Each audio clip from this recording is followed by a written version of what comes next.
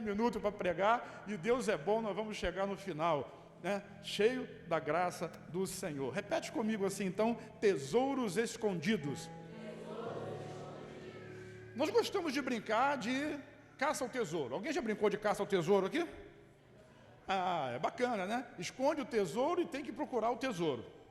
E a graça dessa brincadeira não é não encontrar o tesouro, mas a felicidade dessa brincadeira é justamente encontrar o tesouro. Sabe, o nosso Deus, Ele gosta de brincar de tesouros escondidos. Sabe, Ele gosta de esconder pérolas de valor dentro da palavra dEle, para que nós possamos encontrar, e através dessas pérolas de valor inestimável, possamos crescer e desfrutar daquilo que Ele guardou e escondeu para que nós achássemos.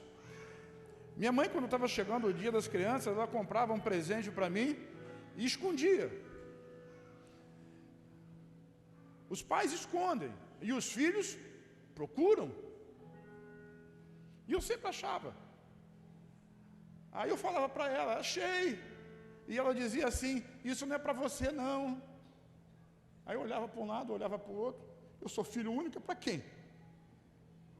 O pai tem sempre alguma coisa escondida para você, guardada, mas Ele quer que você encontre.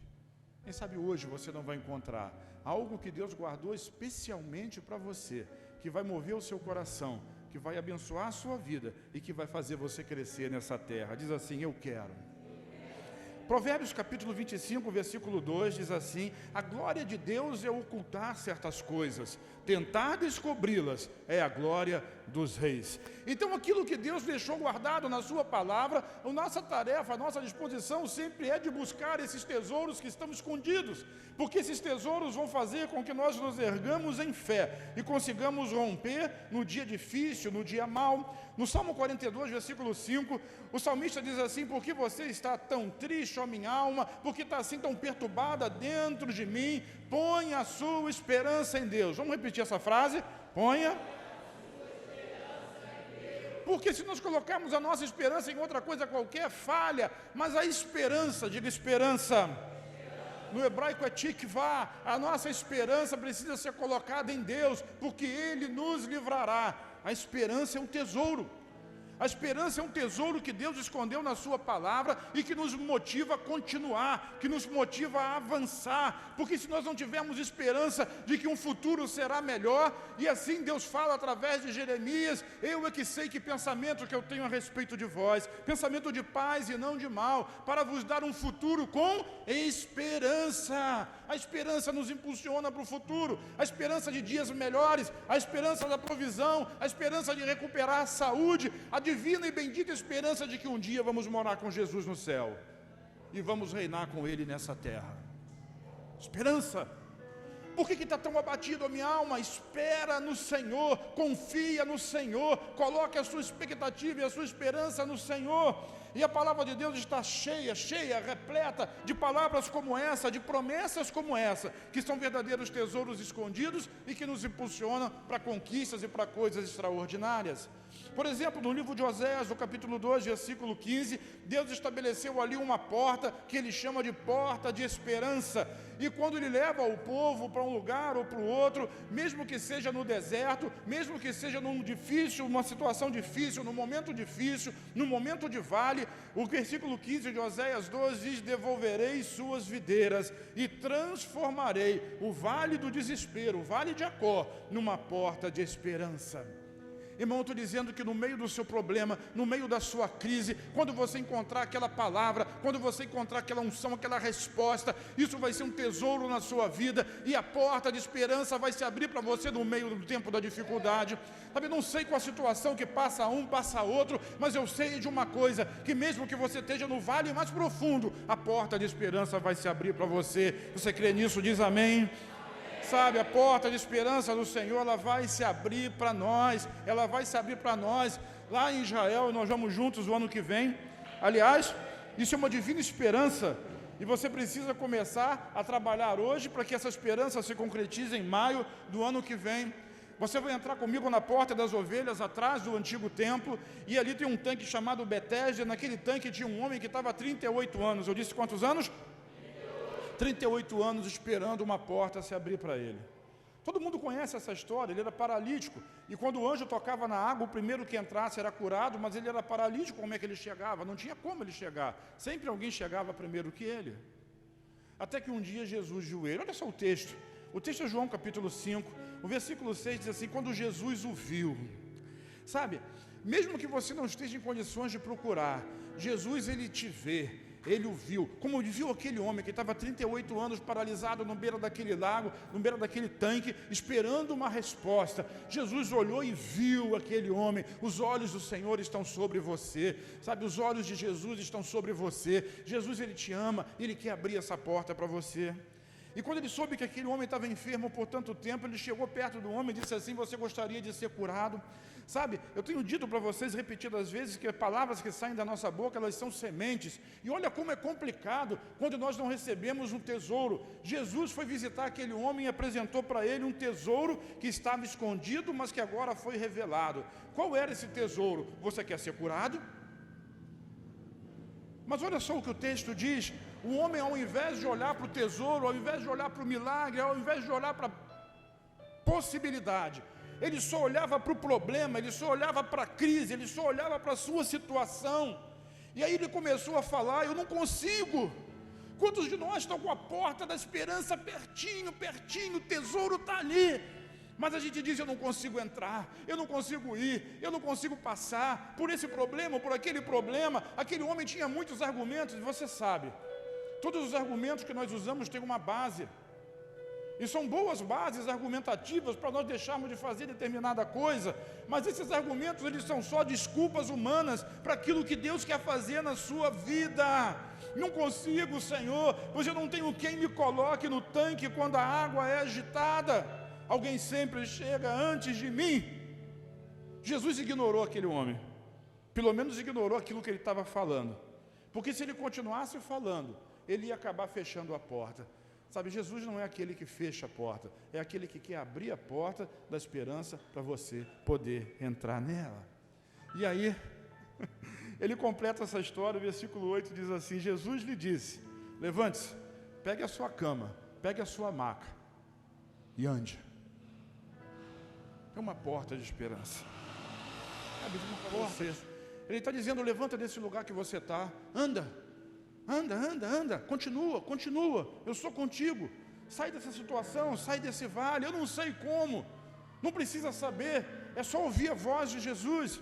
Ouça a voz dele, vai seguindo aonde ele está dizendo para você ir, ele vai tirar você e vai levar você de volta para as montanhas. Mas é preciso que a gente encontre essa palavra, sabe, esse tesouro. Ele pode estar escondido para você, mas hoje o Senhor quer revelar ele para a sua vida. Diz amém, irmão. Tem algum crente aqui?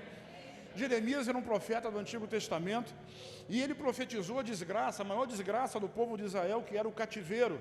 E ele era odiado pelos políticos, era odiado pelos religiosos, era odiado por todo mundo, porque a palavra dele era a palavra de que o povo iria para o cativeiro. E em determinado momento ele foi jogado dentro de um poço, cheio de lama, sem água, para morrer à míngua de fome, e agarrado naquela lama sem conseguir sair de lá. Por quê? Porque a palavra profética da boca dele desagradava as pessoas. Mas Jeremias, no meio do dia mais difícil, da maior crise da sua vida, no vale do desespero, no vale da crise, no vale do problema, no livro de Lamentações, ele escreve uma palavra que é um verdadeiro tesouro escondido. E eu vou lhe dizer uma coisa: Jeremias, ele, no meio daquela lama, que se ele se mexesse muito, ele afundava até sufocar. O que firmou os pés dele no meio do lamaçal foi um tesouro escondido, uma palavra de Deus. Acompanhe comigo, Jeremias capítulo 3, versículo 21 a 26, diz assim: ainda ouso, diga ouso, ousar, ainda ouso, porém, ter esperança. A situação era péssima, mas ele dizia: ainda ouso ter esperança. Mas não é uma esperança tola, é porque ele tinha uma fé firmada, ele tinha uma base, ele tinha uma plataforma debaixo dos pés dele. E aí ele começa a citar essa plataforma. Acompanhe comigo aqui as razões e os motivos. O primeiro deles diz assim: o amor do Senhor, repete, não tem fim. Vamos falar tudo juntos? Por isso ele diz, ainda ouso ter esperança. A minha situação é péssima, mas o amor do Senhor não tem fim. Vire para quem está ao seu lado e diga assim, Ele te ama. O mundo pode te odiar, mas Ele te ama. Aquele paralítico, ninguém olhava para ele, eram 38 anos ali, ninguém olhava para o cara. Ninguém dava uma mão para ele, para botar ele dentro da água quando o anjo mexia. Mas Jesus viu ele, e Jesus está vendo você hoje. Amém? Vire para quem está ao seu lado e diga assim, Jesus está te vendo. Ele já te viu. Ele quer abrir uma porta para você nessa noite. Não é uma porta de condenação, é uma porta de amor. Ele quer receber você nos braços dele. Então o primeiro motivo foi esse. O segundo vem logo na sequência. Então diz assim, suas misericórdias são inesgotáveis. Vamos repetir? Suas misericórdias são inesgotáveis. Esse lado diz comigo assim, ainda ouso ter esperança. Vocês digam comigo assim, porque o amor do Senhor não tem fim. Vocês, porque as suas misericórdias são inesgotáveis. Porque grande é a sua fidelidade. Porque suas misericórdias se renovam a cada manhã. Por que você ousa ter esperança? Te dei 4 motivos aqui. Não importa a circunstância, não importa o seu estado, importa quem você é. Você é um filho amado de Deus.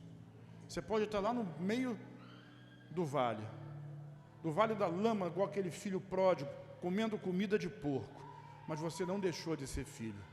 Ai, pastor, mas eu não sou filho ainda, eu não entreguei minha vida para Jesus. Isso é muito fácil, nós vamos resolver isso hoje. E hoje você vai passar a ser também um filho de Deus, em nome de Jesus.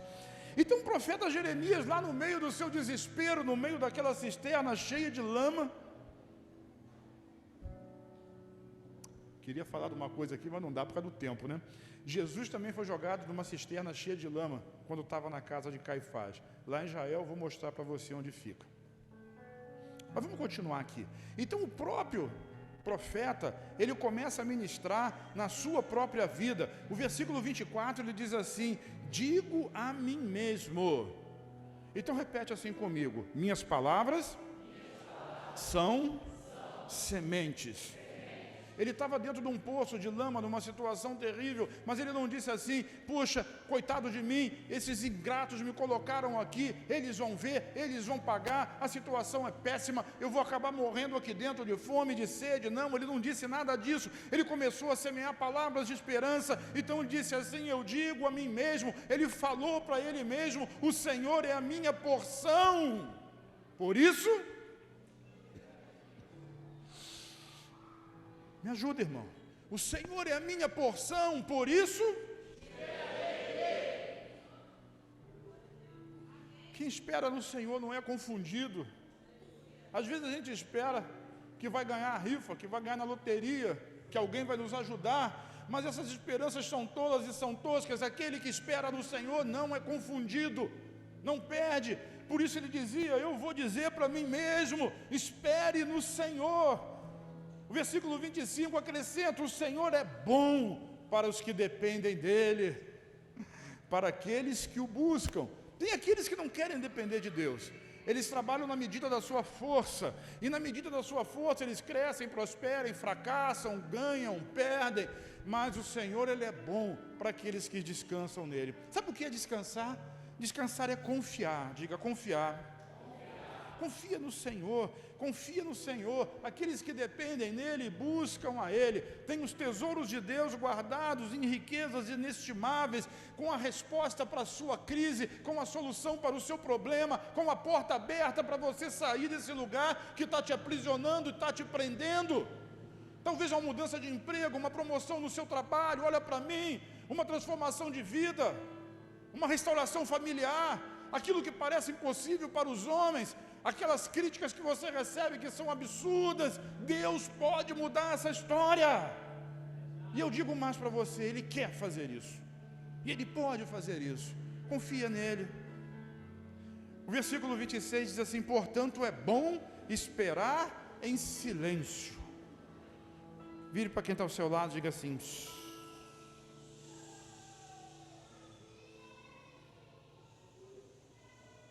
porque às vezes quando a gente abre a boca, a gente atrapalha a bênção. Então fique em silêncio. Esperar em silêncio. Descansar. Porque Ele vai nos apresentar. Lê a última frase ali. Salvação do Senhor. A palavra salvação, você sabe disso. No hebraico, Yeshua é o nome de Jesus. E eu vou lhe dizer uma coisa parafraseando isso. Fique em silêncio. Quando todo mundo te acusa, quando todo mundo fala, quando todo mundo declara, quando a situação é péssima, ao invés de murmurar, ao invés de reclamar, ao invés de chiar, murmuração desagrada demais a Deus. Porque quem tem fé não murmura, acredita. Às vezes tudo parece dar errado, mas quem tem fé acredita que o Senhor vai mudar essa história. Então fique em silêncio e olha para Jesus. Jesus é a salvação do Senhor. Ele tem a resposta. Ele tem a porta aberta. Ele tem o tesouro escondido. Ele é a resposta para a crise. Ele é a solução para o problema. Ele é a porta que se abre para você. Portanto, eu não sei qual é a crise da sua vida, qual é a dificuldade que você está passando. Mas uma coisa eu sei qual é a resposta. Uma coisa eu sei, qual é a solução. Uma coisa eu sei, por onde você pode entrar. Aliás, o próprio Jesus, quando ele fala a respeito de si mesmo, ele diz assim: eu sou a porta, quem entrar por mim, entrará e sairá, e encontrará pastagens. O próprio Jesus diz a respeito dele: eu sou o caminho, se você quer chegar ao Pai, é por mim, não tem outro. Se você quer vida, eu também sou a vida. Se você quer viver, eu sou a vida, a ressurreição e a vida. Ele é o tesouro escondido que você precisa encontrar nessa noite. Ele é a solução, Ele é a porta, Ele é o caminho, Ele é a vida, Ele é a verdade. Você precisa dEle. Nós precisamos dEle. Nós dependemos dEle. Não é na nossa força, é naquilo que Ele fez. Você entende isso? Eu queria que você ficasse em pé então comigo agora, em nome do Senhor Jesus. Hoje é dia de ceia e nós vamos celebrar. Mas você ouviu essa palavra? Ouviu falando a respeito da graça, do perdão e do amor do Senhor? E eu não sei. São muitas pessoas aqui nessa noite. Mas eu não posso concluir o culto. Não posso entrar na ceia sem lhe dar uma oportunidade de receber o Senhor Jesus como Salvador, se tornar filho de Deus. A Bíblia diz que a todos quantos o receberam, deu-lhes o direito de se tornarem filhos de Deus. O filho sempre tem lugar na casa do Pai, o estranho não, mas o filho sempre é bem-vindo. E nós queremos fazer um convite nessa noite, para que você também seja um filho de Deus, que vai entrar na casa do Pai. Como é que eu faço isso? A Bíblia ensina, diz assim: se no seu coração você crer e com a sua boca você confessar, você é salvo. É simples assim. Não precisa sentir, não precisa nada, só precisa acreditar, só precisa crer. E eu sei que tem pessoas aqui nessa noite que precisam dar esse passo de fé, esse passo de mudança, esse passo de transformação. Eu queria que você orasse comigo agora assim, diga assim: Pai, todos vocês repitam em nome de Jesus, nessa noite eu descobri que apesar dos meus erros, o Senhor me aceita como eu sou. Eu gostei disso. Eu gostei muito disso.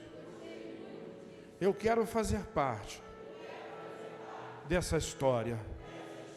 Por isso hoje, eu quero receber o Senhor Jesus no meu coração e quero confessar que eu faço dele o meu Salvador e o meu Senhor.